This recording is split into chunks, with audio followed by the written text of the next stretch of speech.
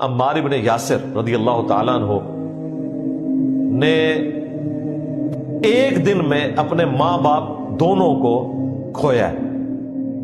اتنی بے دردی کے ساتھ ان کی نگاہوں کے سامنے ان کے والد یاسر کو قتل کیا گیا اور ان کی والدہ سمیہ کو. اور کتنی تکلیف کے ساتھ مخالف سمت میں 2 اونٹ دوڑائے گئے، جسم کے 2 ٹکڑے کیے گئے. اور پھر دیکھیں عمار ابن یاسر نبی علیہ السلام کی وفات کے بعد بھی آلموسٹ 30 سال تک زندہ رہے. جنگ صفین میں شہید ہوئے 37 ہجری کے اندر، سمجھ لیں تقریباً 26 سال 27 سال زندہ رہے. وہ 27 سال بھی آپ ذرا دیکھیں، اس وقت ان کی عمر 93 ایئرز تھی جب وہ شہید ہوئے. اور اس سے پہلے شروع کے 10 مسلمانوں میں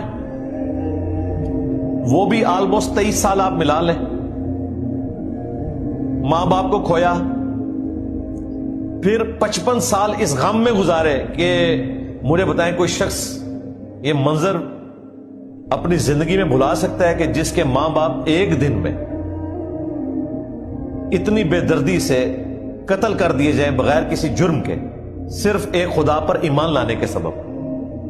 میں کہتا ہوں کہ یہ زخم تو حضرت عمار ابن یاسر کا اس دن بھی ہرا ہوگا جس دن قیامت کے دن وہ اٹھائے جائیں گے. تو کیا عمار ابن یاسر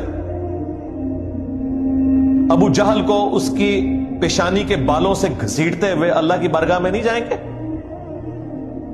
اور جب ابو جہل کو قیامت کے دن اللہ کی طرف سے عذاب دیا جائے گا، اس کے بعد جو حضرت عمار ابن یاسر کا کلیجہ ٹھنڈا ہونا ہے نا، وہ جنت میں جانے سے بھی نہیں ہوگا. اس لیے یہ تقاضا ہے، یہ اللہ کی رحمت کا تقاضا ہے کہ اہل ایمان کے دشمنوں کو عذاب دیا جائے، کیونکہ اہل ایمان کے دلوں کو ٹھنڈک صرف جنت میں جانے سے نہیں ہونی ہے، بلکہ اپنے مخالفین کو عذاب میں دیکھ کر بھی ہونی ہے. مجھے تو بہت ہونی ہے جی، سیدھی سی بات ہے.